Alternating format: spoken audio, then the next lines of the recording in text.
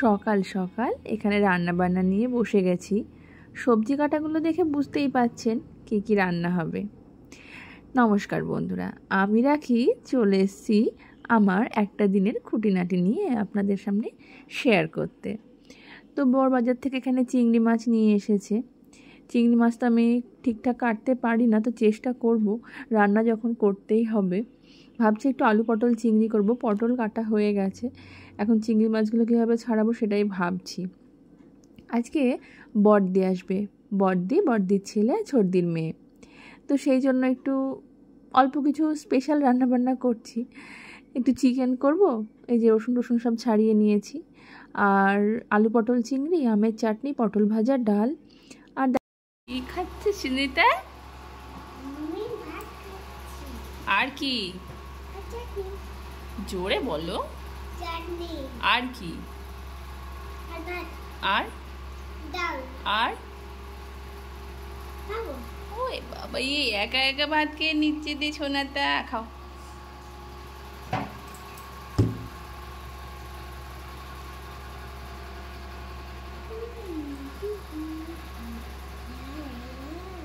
ঠিক আছে, খেতে খেতে গান করতে হয় না, খেয়ে নাও। ছেলেকে খাবার দিয়ে আমিও দুধ মুসলি নিয়ে বসে গেছি। পেঁয়াজ কেটে হাতটা পুরো কালো হয়ে গেছে। এখন লেবু না দিলে খুব বাজে ব্যাপার হয়ে যাবে, দেখতে খুব বাজে লাগছে। খেয়ে হাতটা একটু লেবু দিতে হবে। তো ছেলেকে আমিই খাইয়ে দিই রোজ, কিন্তু গ্যাসে চিকেনটা বসানো আছে, আর ওকে খাওয়ানো মানে তো প্রায় 1 ঘন্টার ঝক্কি।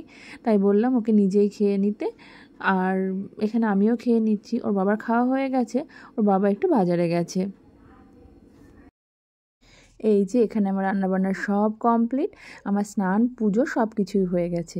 দেখ, অনেক কিছু রান্নাবান্না করে ফেলেছি। আলু পটল চিংড়ি করেছি, পটল ভাজা, ডাল, পাঁপড় ভাজা, চিকেন। আসলে বড়দির ছেলে খাদ্যরসিক, ও খেতে খুব ভালোবাসে। তো আমার বাড়িতে সচরাচর তো আসে না, আজকে যখন আসছে তখন মানে ওই ইচ্ছে হয় যে যখন আমার বাড়িতে আসবে তখন ওরা যেগুলো খেতে ভালোবাসে খুব ভালো করে খাওয়াবো, যত্ন করে একটু রেস্টুরেন্টে নিয়ে যাব। সচরাচর তো মানে কি হয়, আমাদের এইদিকে তো অত ভালো রেস্টুরেন্ট নেই, তাও তো করিমপুরে 2-4টে যা আছে, তা ওদের ওই দিকটাই নেই বললেই চলে। তো ওদের সেরকমভাবে যাওয়াও হয় না, তো ভেবেছি ওরা আসলে পরে একটু রেস্টুরেন্টেও নিয়ে যাব। তো স্নান টান করে এখন একটু ভাবছি ফ্রাইড রাইস করি। সেই জন্য ফ্রাইড রাইসের চালটা এখানে সিদ্ধ করতে দিয়েছি, সবজি টবজি সবই কেটে নিয়েছি। এই যে গাজর, তারপরে কড়াইশুঁটিটা কী করি জানেন আমি? ওই যে যখন শীতকালে একটু মানে দামটা কম থাকে, প্রচুর পরিমাণে কড়াইশুঁটি পাওয়া যায়, তখন অনেক করে প্রায় 2 কেজি 2.5 কেজি কিনে ছাড়িয়ে ডিপ ফ্রিজে ফ্রোজেন করে রেখে দিই। ওটাই সারা বছর চলে যায়, খুব ভালো থাকে, একটুও নষ্ট হয় না। ও তো যখন রান্না করি তখন গরম জলে একটু ভাপ দিয়ে নিই। বড়দিরা এসে ছোটদির মেয়েকে এখানে রেখে তারপর ডাক্তার দেখাতে গেল। বললো এখন আর খাবো না, ডাক্তারটা দেখিয়ে এসে তারপর খাবো। তখন খেতে গিয়ে যদি দেরি হয়ে যায়, তো আমিও ওরা আসলে পারে তারপরে খাবো। এখন হৃদকে খাওয়াচ্ছি আর ছোটদির মেয়েকেও খেতে দিয়ে দিয়েছি। জানি না, কিন্তু বুঝতে পারি দিয়া দিদি নিজে নিজে খাচ্ছে। না তুই? আমি মা খাওয়া দিয়েছে। আমরা পাহাড়ের উপরে আছি, তাই না? হ্যাঁ, পাহাড়ের উপরে আছি। খুব ঠান্ডা বল, পাহাড়ের উপরে এখানে আজকে। কেমন হয়েছে ফ্রাইড রাইস? খুব ভালো। আমিও জানি। কেমন হয়েছে ফ্রাইড রাইস? ভালো। কতটা ভালো? এতটা। তাই? টেস্টি। দিদি ভাইটা বলো, মুখে একটু লাগিয়ে দেবে না? হ্যাঁ, দিদি ভাই বলো। কি বলবো? খুব ভালো হয়েছে। দিদি ভাই আমাদের বাড়িতে অনেকদিন পর আসলো, তাই না দিদি? বাজে এখন সন্ধ্যা 7:30। তো আমরা এখন যাচ্ছি একটু রেস্টুরেন্টে।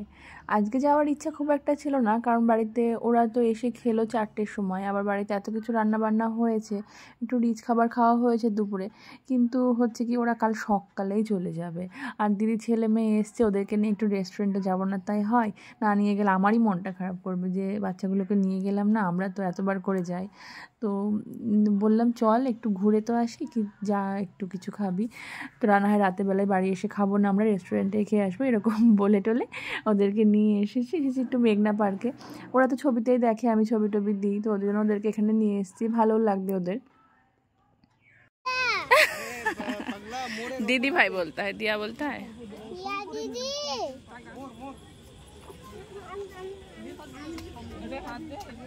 এই যাবি না।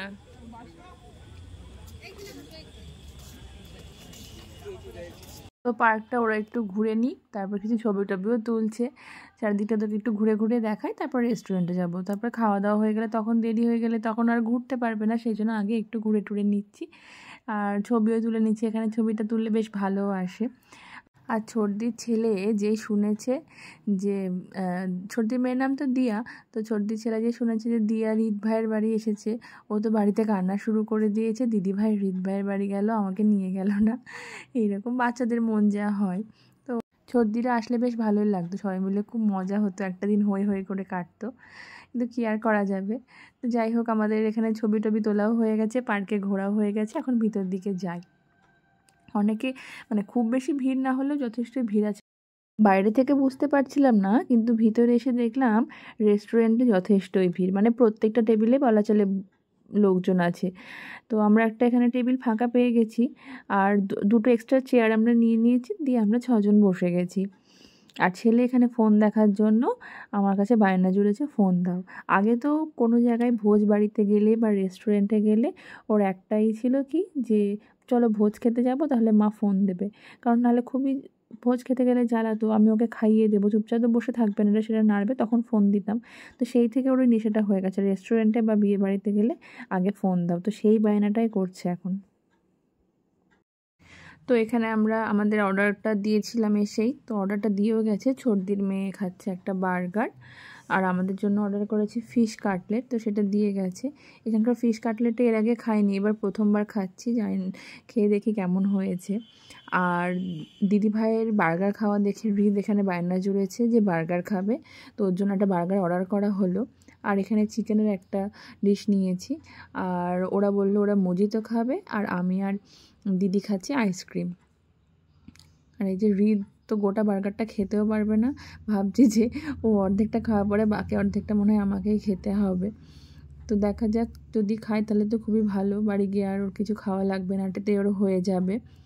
আর ওদের মজিতোটা এখনও দিয়ে যায়নি, তো ওটার জন্য ওয়েট করছি, তারপর আমরা বেরিয়ে যাব। আমাদের খাওয়া দাওয়া মোটামুটি হয়ে গেছে, লাস্ট পর্যায়ে খাওয়া দাওয়া। আর এখন খাবার দিয়ে যাওয়ার সঙ্গে সঙ্গে এখন যেটা ম্যান্ডেটরি সেটা হচ্ছে ছবি তোলা, তো সেটাই এখন চলছিল, ছবি তুলছে। এই যে এটা তোমার, আমি খাইয়ে দিই।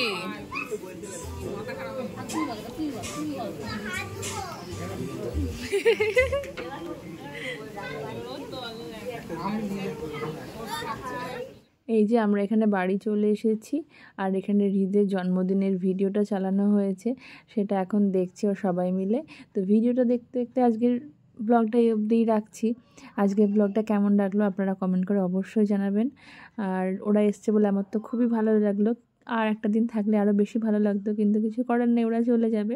তো যাই হোক, আমার এই ভিডিওটা এতক্ষণ ধরে দেখার জন্য আপনাদের সবাইকে অসংখ্য ধন্যবাদ। সবাই খুব ভালো থাকবেন, আর ভালো লাগলে ভিডিওটা একটা লাইক করে দেবেন, আর যদি ইচ্ছে হয় চ্যানেলটা সাবস্ক্রাইবও করতে পারেন।